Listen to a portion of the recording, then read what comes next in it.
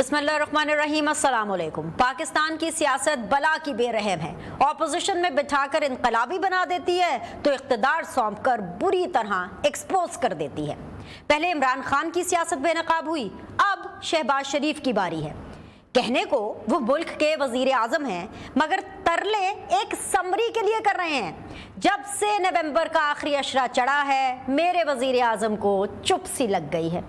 अपने घर में बैठे पैगंबर की राह तकते रहते हैं, मातहतों को खत लिखकर पूछते रहते हैं, मुझे काम बताओ मैं क्या करूं। जी हाँ, अपनी ही मातहत वजारत को खत लिखते हैं कि मैंने किसी को तैनात करना है, मुझे समरी भेजो। याद दहानियां कराते फिर रहे हैं कि जल्दी करो, इससे पहले कि देर हो जाए। कयामत से पहले कयामत का आलम है। सभी को बस अपनी पड़ी है। वो नवाज शरीफ जिनकी सेहत उन्हें पाकिस्तान वापसी की इजाजत नहीं देती, इस नाजुक मरहले पर अपने छोटे भाई को तन्हा छोड़कर यूरोप की सैर को निकल गए हैं। लीगी वुज़रा प्रेशर बिल्डिंग के लिए मीडिया का महाज संभाल चुके हैं। टॉक शोज में आकर कानून याद करा रहे हैं कि आइन में ताकत सिर्फ वजीर आजम के पास है। वो सुना है ना कि कहना बेटी को और सुनाना बहू को। जी हाँ, मुखातिब तो एंकर होता है, सुनाते किसी और को है। सुनाया जा रहा है कि मांगने के बावजूद समरी का ना आना खिलाफे कानून है। कभी बिलावल सदर को धमकाने लगते हैं तो कभी साबिक वजीर आजम शाहिद खाकान अब्बासी टॉक शोज में आकर शिकायतें लगाना शुरू कर देते हैं कि पूरा पाकिस्तान मुंतजिर है, खुदारा जल्दी करें। नवंबर के दिन अपनी उंगलियों पर गिन रहे शहबाज शरीफ को लंदन वापसी पर कोरोना हो गया था। अल्लाह ने उन्हें सेहत दी तो तुर्की के लिए सामान बांध दिया। वो भी ठीक एक दिन पहले जब इमरान खान 26 को रावलपिंडी आ रहे हैं। पाकिस्तान का अलमिया भी यही है कि मईशत आखिरी सांसें ले रही है। इमरान खान इस्लामाबाद की शहरक पर धरना देने आ रहे हैं। अहम तरीन तैनाती का ऊंट अभी तक किसी करवट नहीं बैठा और मेरा वजीर आजम, जी हाँ मेरा वजीर आजम, सब छोड़ छाड़ एक और दौरे पर तुर्की जा रहा है, पाकिस्तान से कहीं दूर, जहां उन्हें सताने वाला कोई नहीं हो। इसीलिए तो कहा कि पाकिस्तान की सियासत बड़ी बेरहम है। इख्तिदार छीन कर इनकलाबी बना देती है और इख्तिदार देकर एक्सपोज कर देती है। आपको सीधी बात में खुशामदीद कहते हैं। आज के पैनलिस्ट आपके सामने रख देती हूँ। मुझे ज्वाइन कर रही हैं जी मुसर्रत चीमा साहिबा। आप तो ये हाउस होल्ड नेम बन गई है, वैसे तो सियासतदान हैं, लेकिन पाकिस्तान तहरीक इंसाफ के पंजाब चैप्टर को जिस तरह ये रिप्रेजेंट कर रही हैं, आई थिंक सो के कॉन्ग्रेचुलेशंस टू यू। अस्सलाम वालेकुम, खुश आमदीद। मुझे अब से थोड़ी देर में नून लीग से ख्वाजा इमरान नज़ीर साहब ज्वाइन करेंगे and brigadier retired Farooq Hamid साहब, इंडिपेंडेंट एनालिस्ट, मेरे साथ स्काइप पर मौजूद हैं। तीनों मेहमानों को मैं खुश आमदीद कहूँगी। मुसर्रत, मैं आपसे आगाज़ कर लेती हूँ। आप सब लोगों को ना अंदर की बहुत खबर होती है, आप लोगों को ख़ास तौर पर, आपने मीडिया को भी पीछे छोड़ दिया।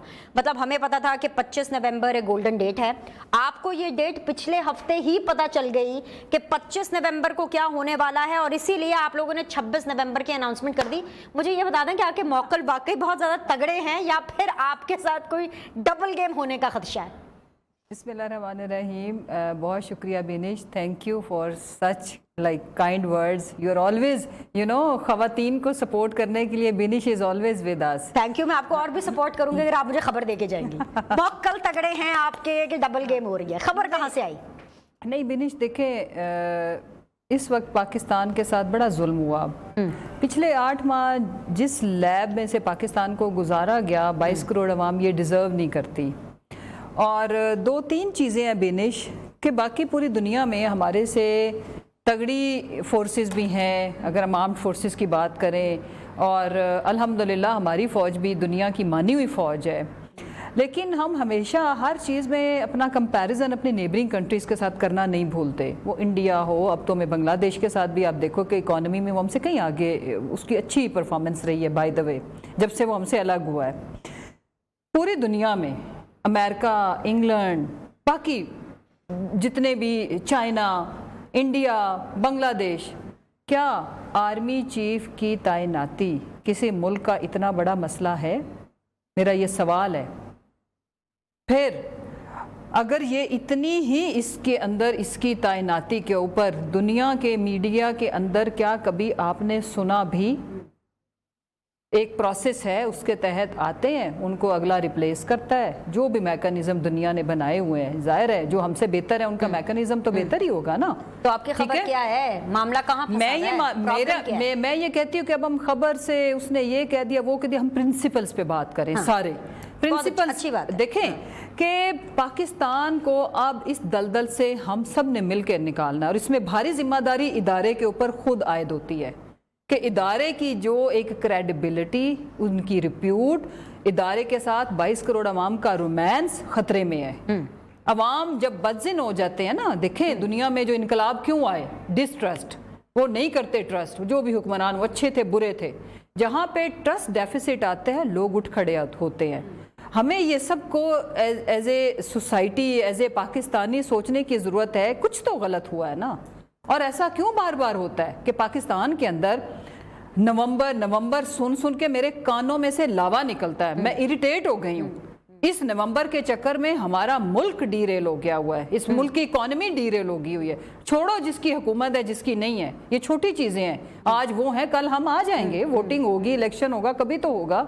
एक महीना पहले, एक महीना बाद कानों में लावा आना शुरू हो गया। इतनी इरिटेटिंग आपके लिए सिचुएशन है, उसकी वजह ये कि हमने आपको नथी क्यों किया? 26 तारीख आपने अनाउंस कर दी। बेनिश, आप भी नवंबर निकलने देते जब आपको पता है। बेनिश, हम मेरी बात सुनो, हमारी स्ट्रगल है टोटल पॉलिटिकल। हाँ। जब मेरे पार्टी के चेयरमैन ने ये कह दिया है कि मुझे कोई फर्क नहीं पड़ता, देखें मीडिया के अंदर आके ये बात करना मामूली बात नहीं है। अगर ये हमारी जो मूवमेंट है इसके साथ लिंक्ड होती तो हम ये स्टेटमेंट क्यों देते कि जी जिसको मर्जी लगाएं, लेकिन हमें तो इलेक्शन की डेट चाहिए। हम होली सोली जमहूरियत की बात कर रहे हैं और हमने वही अब करनी है। We are out of this game कि भाई हमें कोई फर्क नहीं पड़ता। आपका आर्मी चीफ की तैनाती से कोई लेना देना नहीं है? बिल्कुल भी नहीं है। Okay, I got the word. मैं वापस आपके पास आती हूँ। मैं इस वक्त ब्रिगेडियर फारूक हमीद साहब के पास जाना चाहूंगी। ब्रिगेडियर साहब अस्सलाम वालेकुम। इससे पहले कि मैं आपके सामने सवाल रखूं, आप बहुत वेल कनेक्टेड हैं, लेकिन मैं आपको कुछ सुनवा देती हूँ। मुल्क के साबिक वजीर आजम क्या बातें कर रहे हैं, ब्रिगेडियर साहब को जरा वो सुनवाइए। काशिफ राना साहब जी। ब्रिगेडियर साहब, सबसे पहले तो आप भी शहबाज शरीफ साहब की तरह ना लुक्का छुपी ना छेड़ें, खेला करें। कभी आपका स्काइप ऑन होता है, कभी ऑफ होता है, जरा सस्टेन कर लें और अब मेरा सवाल सुन लें, क्योंकि आपने शाहिद खान अब्बासी साहब को सुन लिया। हमें यही बताया जाता है कि भाई ये आर्मी चीफ की जो तैनाती है ना, बड़ा सेंसिटिव इशू है। और अब यकीन जानिए, आज से पहले मैंने इसको टेलीविजन शो में डिस्कस ही नहीं किया, लेकिन जब मेरे मुल्क का साबिक वजीर आजम एक एंकर को शिकायतें लगाएगा कि भाई समरी का ना आने का मतलब कुछ है, तो यकीन जानिए इसका कुछ ना कुछ मतलब है सर। तो क्या मतलब है, मैं क्या समझूं? ब्रिगेडियर फारूक हमीद। बिस्मिल्लाहिर्रहमानिर्रहीम। बहुत शुक्रिया। सॉरी, पता नहीं आज ये क्या कम्युनिकेशन प्रॉब्लम हो रहा है, क्या हो रहा है, आई डोंट नो। मेरी आवाज आ रही है आपको? जी जी बताइए, कंटिन्यू करें। जी जी आवाज आ रही है आपकी, कंटिन्यू करें प्लीज। अच्छा, ओके बिनिश, मसला सारा ये है कि आई डू नॉट नो कि इसमें ये क्यों एक किस्म के अजीब मामला हो गए हैं। डिफेंस मिनिस्टर साहब बड़ी कॉन्ट्रडिक्टरी किस्म की स्टेटमेंट दे रहे हैं, समरी आई समरी नहीं गई। और फिर ये जिस तरह आपने भी जिक्र किया, कभी पहले नहीं हुआ कि प्राइम मिनिस्टर ऑफिस से ये लेटर जाए टू द डिफेंस मिनिस्ट्री के जनाब वो समरी भेजें। सो आज किसी ने सही कहा, seems all is not well. देखिए बात ये, मुझे ये लगता है कि ये क्या वजह है। इट नॉट I think अगर आप तारीख देखें, military establishment has never had a problem with the PMLN और होनी भी नहीं चाहिए। लेकिन ये क्या बात है कि शरीफ के साथ जो है मामला जो है वो गड़बड़ हो जाता है। मिलिट्री एस्टैब्लिशमेंट का कुछ मामला ठीक नहीं होते। हालांकि मैं समझता हूँ कि अच्छा एक स्टार्ट हुआ था, जिस तरह भी मामला 5-6 महीने में हुआ, लेकिन अब आप देखें आगे इतने अपना अजीब किस्म की डेवलपमेंट हो गई है कि लोग परेशान है, अनसर्टेनिटी है और economy is going down. Prime minister of Pakistan आप कह रहे हैं वो जरा बाहर जा रहे हैं। सो ये हो क्या रहा मुल्क में, मतलब मुझे तो समझ नहीं आती है। I don't understand what is happening in this country. और अजीब राना सरोवर साहब भी अजीब स्टेटमेंट दे रहे हैं, कोई कह रहा है कोर्ट में जाएंगे, फला जाएंगे। भाई आप एक दफा साथ बैठ जाएं, साथ बैठ के आप मसले को आमने सामने बैठ के रिजॉल्व कर ले और जो कुछ कंसेंसस है इवॉल्व कर ले। लेकिन इस किस्म के मामला जो है मेरा ख्याल is not good for the country what is happening. ठीक है ब्रिगेड साहब, आप जरा अपना कनेक्शन बेहतर करें, मैं जरा PMLN से जरा बात कर लेती हूँ। ख्वाजा इमरान नज़ीर साहब ने हमें ज्वाइन किया। अस्सलाम वालेकुम, बहुत बहुत शुक्रिया ख्वाजा साहब। मुझे पता चला कि आज आपकी सालगिरह भी है। आपकी भी सालगिरह नवंबर में होती है। मतलब अभी ये कह रही थी नवंबर का सुन के मेरे कानों से खून आना शुरू हो जाता है, लावा आना शुरू हो जाता है। मुझे आप ये बताएं कि जो आप काफ़ी पुराने सियासतदान हैं, आपको मैंने क्या बताना है, सिर्फ मैं आपको याद कराती हूँ कि जो इख्तिदार है ना वो अच्छों को एक्सपोज कर देता है। जब ऑपोजिशन में होते हैं तो बड़े इनकलाबी बन जाते हैं। आप लोगों के ऊपर तो सूट भी कर रहा है ना, कुछ सिमिलर सिचुएशन लग रही है। और जब हुकूमत में आते हैं तो फिर एक्सपोज हो जाते हैं कि क्या हो रहा है। और सबसे ज़्यादा एक्सपोज जो है वो PMLN हो रही है, इसलिए क्योंकि शाहिद खाकान अब्बासी साहब मुल्क के साबिक वजीर आजम हैं, गायब थे, ठंडे ठार थे, एकदम से कल एक शो के अंदर आए और आकर कहना शुरू कर दिया, शिकायतें लगाना शुरू कर दी कि जी समरी नहीं आई। वजीर आजम साहब ने खत लिखा है अपने मातहत इदारे को कि जी वो समरी का पूछें कि जी क्यों नहीं आ रही। मतलब मीडिया ने तो ये बात नहीं की, ये कहाँ से बातें आना शुरू हुई? बिस्मिल्लाह बिनिश, पहले तो मैं क्लियर कर दूं कि मेरी बर्थडे आज नहीं है, वो आज कुछ दोस्तों ने एक फंक्शन रखा हुआ था इसलिए मैं वहाँ से आया हूँ। 18 तारीख को होती है। तो बहरहाल जी देखें, ये मैं बड़ी सिंपल सी एक बात कहना चाहूँगा कि ये एक प्रोफेशनल इदारे के चीफ की अपॉइंटमेंट का मसला है और ये कोई पहली दफ़ा नहीं होने जा रही, ये होती रहती है। और मैं ये समझता हूँ कि समरी आई है नहीं आई है, ये बातें मैं समझता हूँ कि बड़ी इर्रेलेवेंट इसलिए हैं कि जो भी नाम आएंगे वो तमाम के तमाम अल्हम्दुलिल्लाह मुहिब वतन पाकिस्तानी होंगे और टॉप के प्रोफेशनल्स होंगे। और ये प्राइम मिनिस्टर का इस्तेकाक है कि उन नामों में से वो जिसको मुनासिब समझें उस नाम को वो टिक कर दें और ये उनका आईनी और कानूनी हक है। लेकिन अपना आईनी और कानूनी हक शाहिद खाकान अब्बासी साहब ने ये बात नहीं की है। उन्होंने ये बात की है कि लिस्ट में किसी ऐसे शख्स का नाम होना जो कि ऑन मेरिट है और ऐसे शख्स का नाम ना होना जो कि मेरिट पर है और ऐसे शख्स का नाम होना जो कि मेरिट पर नहीं है।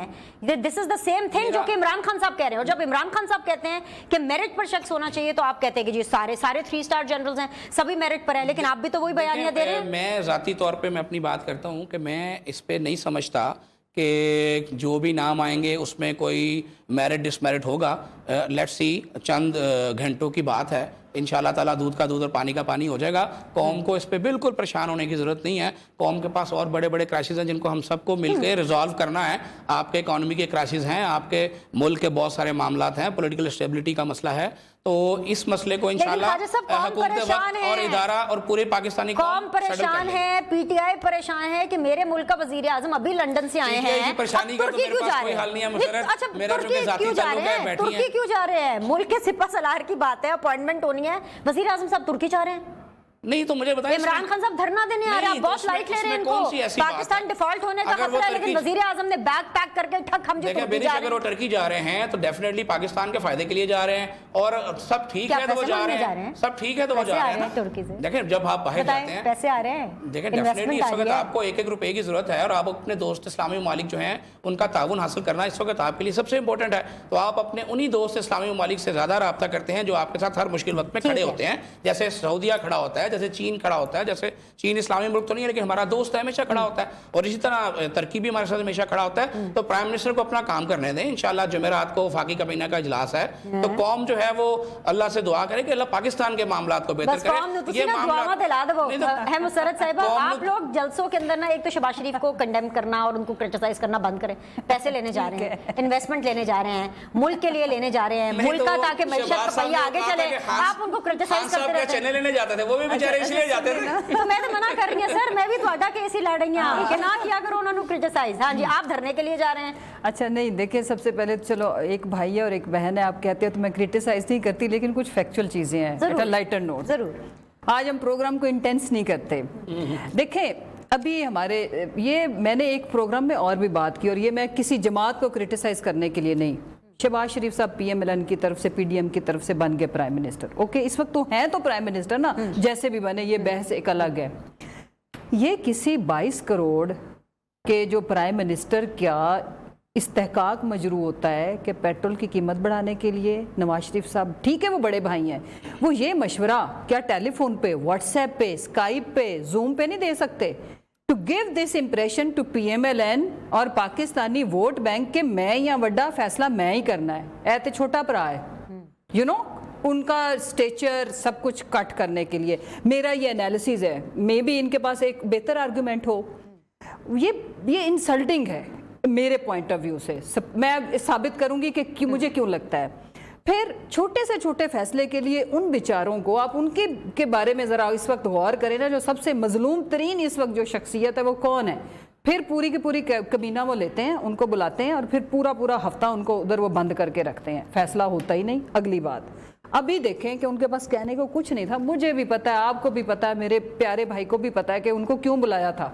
उन्हें स्टेटमेंट क्या देनी पड़ी कि मैं तो खाना शाना खाने आया हूँ, गपशप लगी है। और उस पर जो आपको पता है कि वो बाउंस बैक करनी थी ये बात कि आप लंदन सिर्फ गप्पे न मारने के लिए, खाने शाने रोटी खाने के लिए, लंच करने के लिए गए हैं। एवरीबडी नोज कि वो उनको क्यों बुलाया गया। फिर अभी इस वक्त वो क्यों जा रहे हैं, इस क्यों का जवाब 22 करोड़ आवाम को पता है। अगर हम इधर जितनी मर्जी आर्गुमेंट देते रहें, क्यों जा रहे हैं देखें आपको भी पता है पैसे लेने जा रहे हैं। हाँ चलो पैसे जो आएंगे तो उधर से अनाउंस करा दें। मैं इमरान भाई की ड्यूटी लगा चले आप अंदर की खबर दे दें क्यों जा रहे हैं। देखिए बेसिकली इस वक्त आपका मुल्क एक मजाक बना हुआ है। इस मुल्क के कोई इदारा फंक्शनल नहीं है।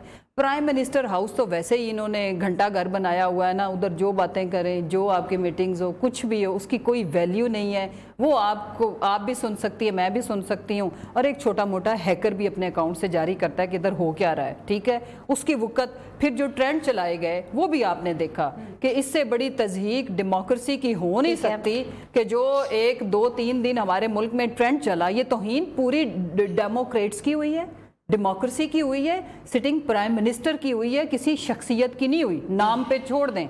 इस मुल्क में ये जो तमाशा है ना, हम एक दूसरे की बेइज्जती को सेलिब्रेट करना छोड़ दें।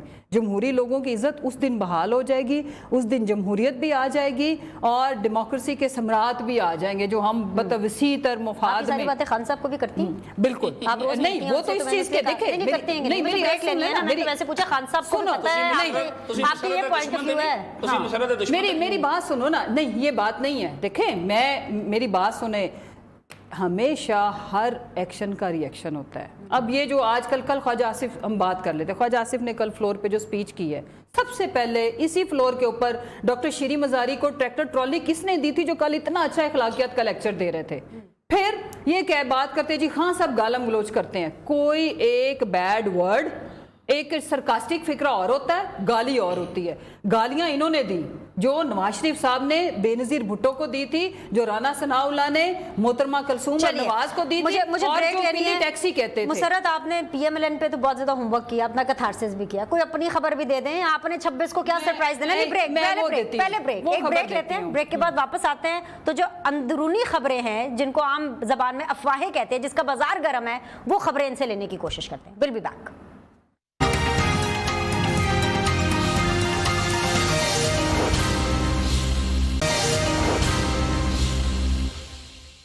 ब्रेक के बाद जो आप लोग को खुशामदीद कहते हैं। आप देख रहे हैं सीधी बात बीनर सलीम के साथ, और आज सीधी बात जोन में मुझे ज्वाइन किया हुआ ख्वाजा इमरान नज़ीर साहब ने, मुसरत चीमा साहिबा ने, ब्रिगेडियर रिटायर्ड फारूक हमीद साहब ने।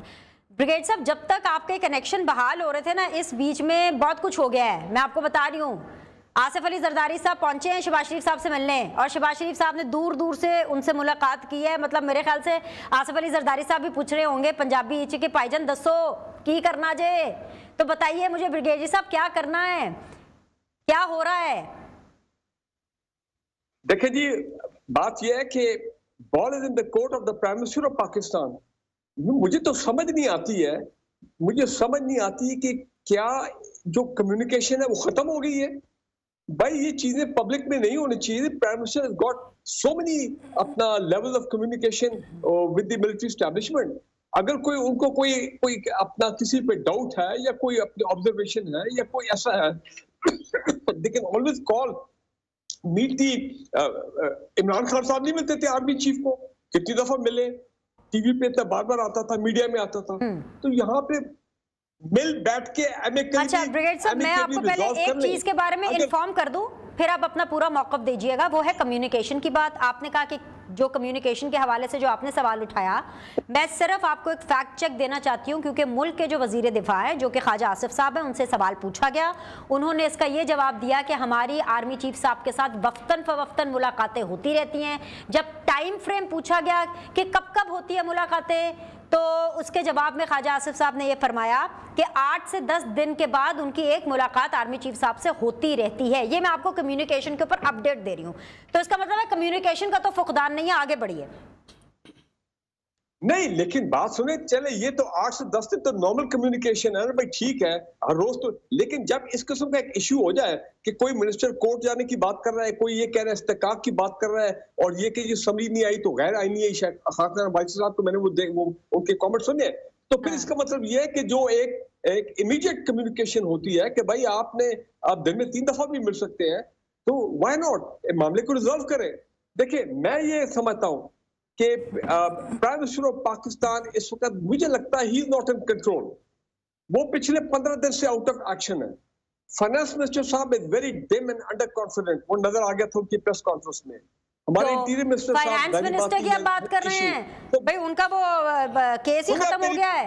मैं आपको मुबारकबाद बल्कि देना चाहती हूँ, आपने और इमरान खान साहब भी यही फरमा रहे थे कि जी बहुत ही बुरे इंसान है इसाक डार साहब, बहुत ही करप्ट इंसान है, वो पाकिस्तान आए, मुल्क के वजीर खजाना बने, और अब जो है वो अदालत ने केस ही खत्म कर दिया, क्योंकि अदालत कह रही है इस्तेहकाक नहीं है, इसके ऊपर PMLN मिठाइयाँ बांट रही है, उनके लिए तो अच्छी खबर है। मैं ऐड कर दूं सर, देखिए जो मुल्ज़िमान हैं, आई एम सॉरी फॉर ये अपने आपके PMLN के सीनियर रैप बैठे हुए हैं, जो मुल्ज़िमान हैं, जो अक्यूज्ड हैं, जाहिर बात है जब वो खुद लॉ मेकिंग करेंगे और ऐसा कानून करेंगे कि इवन सुप्रीम कोर्ट की चीफ जस्टिस जो है वो भी थोड़ा कह रहे हैं कि ये रिकॉर्ड जो है इसको जाया ना करो, रिकॉर्ड को सेव करो, इसको डिजिटाइज करो, कल को ये रिकॉर्ड दोबारा जरूरत होगा। मैं आपको आज यकीन से कहता हूं कि नेक्स्ट गवर्नमेंट अगर इमरान खान साहब की आ गई, जो मैं देख रहा हूं, जो हालात नजर आ रहे हैं, the first law that they will pass is they will roll back that ये जो नैब अमेंडमेंट वाला NRR 2 टाइप जो भी चीज आई थी उसको रोल बैक करेंगे, कैसे दोबारा शुरू हो जाएंगे, हालांकि निकलना कुछ नहीं है। तो लिहाजा हमें, आपने ये कहा कि आपको अगली गवर्नमेंट इमरान खान साहब की आते हुए नजर आ रही है, राइट?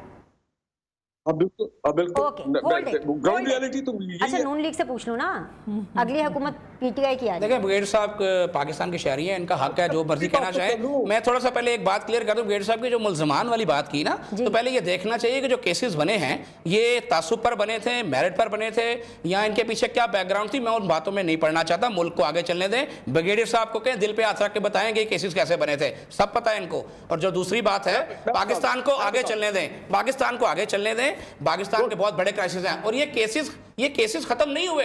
ये क्यों ये इंप्रेशन दिया जा रहा है कि ये केसेस खत्म हो गए हैं? सिर्फ एक तरीकाकार चेंज हुआ है, नैब एक्ट में जो तरमीम हुई है उससे इनकी जुरिस्डिक्शन चेंज हुई है, केसेस अपनी जगह पर मौजूद हैं और इंशाअल्लाह ताला मेरिट पे खत्म होंगे। जैसे एहसन इकबाल साहब का केस मेरिट पे खत्म हुआ है, मुझे बताएं क्या जस्टिस मकबूल बाकिर का फैसला काफी नहीं है उन लोगों के लिए जिन लोगों ने 3-3 साल नाजायज लोगों को जेलों में डाला? क्या जस्टिस मकबूल बाकिर के फैसले में नैब के लोगों को पूरी तरह से जो है वो एक्सपोज नहीं किया गया? आज उन लोगों को शर्म नहीं आती जिन लोगों ने लोगों के बच्चों को तकलीफें पहुंचाई हैं, जो 2-2 साल लोगों को नाजायज कैद में रखा है? आज जब आप उनको बरी करते हैं तो उनके 2-2 साल कौन वापस लेकर आएगा? यहां टीवी पर बैठकर बात करना बड़ा आसान है, जिनके ऊपर बीती है, जिनके बच्चों पे बीती है, उनको पता है कि क्या जुल्म हुआ है। और एक बात मेरी नोट कर लें, ये दुनिया में हम मुसलमान हैं, अल्लाह का निजाम है, जिसने ज्यादती किया वो मैं हूं या मुसर्रत है या आप हैं, यहां पर गेडर साहब हैं, ये सब अल्लाह से पाएंगे इंशाअल्लाह ताला, दुनिया में भी और आखिरत में भी। तो हमें बात करते हुए 200 दफा सोचना चाहिए। हम बात रियासत मदीना की करते हैं, जब आप पुख्तान लगाते हैं किसी पर और आपके पास सबूत नहीं होता तो सबसे पहले आप ये जुल्म कर रहे होते हैं रियासत मदीना वालों के साथ। वो पुख्तान नहीं लगाया करते थे। तो हमें सोच के बात करनी चाहिए, और खासकर उस वक्त जब हमारी बात पर लाखों लोग एतबार करते हैं तो हमें वो बात करनी चाहिए जो बात जिसका आपके पास सबूत हो, जो हकीकत के करीब हो। ये नहीं करना चाहिए कि बाद में बंदा कह दे कि वो तो मैंने तो ये सुना था और वो सुना था। तो मैं बड़े अदब से बार बार अर्ज कर रहा हूं, मैं जरा डिफरेंट आदमी हूं, मैं इस मुल्क को मोहब्बत प्यार से चलाने का कायम हूं, मैं इस मुल्क को इफ़हाम व तफ़हीम से चलाने वालों में जो मेरी आवाज़ है वो उनमें शामिल है। हम सबका मुल्क है, मेरा भी है, ब्रिगेडियर साहब का भी है, मुसर्रत का भी है, आपका भी है। तो हम सब ने मिलकर इस मुल्क को आगे ले जाना है। मेरे लिए मेरी लीडरशिप से ज़्यादा मेरा मुल्क का अहमियत है, मेरे लिए मेरे मुल्क की अहमियत ज़्यादा है मेरी लीडरशिप से। तो मैं सबसे ये रिक्वेस्ट करूंगा कि अपनी अपनी दुकानें बंद कर दें बाबा। बड़ी दुकानें चला ली, किसी ने झूठा बयानिया चला लिया, कौम को ट्रक की बत्ती के पीछे लगा लिया, किसी ने कुछ और चला लिया। तो मैं बड़े अदब से अर्ज करूंगा बस कर दें, अब बड़ी हो गई, अब मुल्क को मिलकर आगे लेकर जाएं। जिसने भी आना वो आए, जिसको आवाम करनी करती है वो आए। किसी ने खैमा बस्तियां बना दी हैं पिंडी में, किसी ने बाथरूम। एक जुमला सुन लें, आप बोल लें। जी जी ब्रिगेड साहब, एक जुमला सुन लें फिर मैं सवाल रखती हूँ। जी जी जी सुनाइए ब्रिगेड साहब। अगर ये नैब अमेंडमेंट लॉ ना लाते, और मैं कहता हूं कि बेशक चले मान लेते हैं सब पॉलिटिकली मोटिवेटेड केस है, लेकिन ये लड़के तब भी किसी को नायब सजा नहीं दिलवा सकता। ब्रिगेडियर साहब ना किया करें ऐसी बातें। एहसन इकबाल साहब मेरिट पर बने हुए हैं, प्लीज मेरा बीपी ना बढ़ाए, आराम से अच्छे माहौल में शो हो रहा है सर। नायब ने किसको सजा दिलवाई? डरे उस वक्त से, अल्लाह की लाठी से डरे, अल्लाह की लाठी से डरे। बहुत तमाशा लग गया इस मुल्क में, सुप्रीम बहुत कोर्ट इल्जाम लग गए। अपने गिरबान में सब झांकना सीखें। सुप्रीम कोर्ट कह के थक गया कि भाई एक बंदे के खिलाफ कोई सबूत साबित नहीं हुआ, नायब कुछ नहीं साबित कर पाई है। यही तो पॉलिटिकल इंजीनियरिंग है केस सर। की ट्रायल ही नहीं हुए, और दिनेश जब केस की ट्रायल नहीं हुई तो कौन सा एहसन इकबाल साहब के केस का ट्रायल हुआ, एहसन इकबाल के केस का ट्रायल हुआ, उसमें बरियत साबित हुई। जस्टिस मकबूल बाकर का फैसला आप भी पढ़ लें, उर्दू में ट्रांसलेशन कर देते हैं, पढ़ लें। एक केस की मैं बात नहीं करता हूँ, मैं जेनेरिक बात कर रहा हूँ, मैं जनरल बात कर रहा हूँ कि सर क्या हुआ एफआईए केस में सारे तारीखें आ रही हैं, सारे विटनेसेस मर गए। आजकल जनरल का तो मसला है, ना करें आप जनरल बातें सर, ना करें सर, ना करें जनरल बातें, स्पेसिफिक बातें करें। आजकल जनरलों का मसला है सर, ना करें। आती है आपके पास, सवाल का जवाब दे दे, एक सवाल का जवाब दे कि इस गवर्नमेंट के आने के बाद एफआईए वाले 16 के केस में सारे की बंदे क्यों मर गए और क्यों मर गए? यानी कि कैसे बच्चों वाली बात है, यानी कि बच्चों वाली बात है, बंदे क्यों मर गए? भाई हम मुसलमान हैं, जिसका वक्त आता है वो मर जाता है। अजीब सी, यानी कि ये मेरी तो समझ से बाहर है कि अगर कोई इतने सेंसिबल लोग भी ऐसी बातें करेंगे तो बड़ी अदब से मैच करूं कि इन बातों को जो है ना मैं एक मिनट ब्रिगेड साहब, एक मिनट लोग क्यों मर गए? मुझे अपने टॉपिक पर वापस आना। नहीं मानता हूं कि अच्छा चले, जो chief justice Peshawar high court है वो सेठ वकार साहब, वो कैसे फौत हो गए थे? वो बता दें मुझे। तो इन्वेस्टिगेट होना चाहिए ना, यहाँ तो इन्वेस्टिगेशन ही नहीं होती है। अभी जितने ये 3 कैसे फौत हुए थे ब्रिगेडियर साहब? इन्वेस्टिगेशन नहीं हो रही, क्यों नहीं होती? क्यों नहीं हो रही? प्राइम मिनिस्टर लिख के दे चुके हैं, प्राइम मिनिस्टर ने सुप्रीम कोर्ट को कह दिया है, बनाए सुप्रीम कोर्ट कमीशन, करें इन्वेस्टिगेशन। जस्टिस वकार थे, वो इस कैसे मुल्क में जेआईटी बनने का बड़ा रवाज है, बनाएं जेआईटी, करें इन्वेस्टिगेशन। किसने रोका? अटॉर्नी जनरल साहब जाए सुप्रीम कोर्ट में, तो लेटर लिख चुके हैं ना, लेटर लिख चुके हैं। चलो जी, लेटर लिख चुके हैं। अटॉर्नी जनरल से आ जाओ, तो मुसर्रत जी मैं चार तीन वास्ते आई है, मैं सवाल ना पूछा सर, मैं मुसर्रत से सवाल ना पूछूं। Guys I will back to the topic. Islamabad high court है, वो रात 12 बजे भी केस सुन लेती है, तो इतने हाई प्रोफाइल मामला था, प्राइम मिनिस्टर खुद कह चुके हैं, आगे आए ना सुप्रीम कोर्ट, आगे आए, एक कदम बढ़े, बिल्कुल करे, बनाए, करें इंक्वायरी, जिसकी गर्दन फिट होती है काटे। 26 तारीख को या ब्रिगेड साहब सुन ले, ब्रिगेड साहब आगे की सुन ले, आगे की सुन ले, जो हो गया आगे की सुन ले, आगे गलतियां ना हो सुन ले। 26 तारीख को कैसे पता है कि आपको ये होने वाला है? तो 26 को हमने पिंडी जाना है, फिर आपने बाथरूम्स भी वहां पे बना दिए हैं, खैमा बस्तियां आपने बना दी है, इतना इंतजाम कर लिया है। आपकी जो इंतजामिया है पिंडी की, वो खुद पीटीआई को ये कह रही है कि भैया आप कोई ना जगह मुकाम जो है इसका तब्दील कर लें। अब आप ये चीज भी एस्टैब्लिशमेंट पे ना डाल दीजिएगा। जब आप ब्रेक के बाद आके लेते हैं, एक ब्रेक ले लें, ब्रेक के बाद वापस आते हैं तो पैनलिस्ट के साथ फाइनल राउंड ऑफ डिस्कशन करेंगे।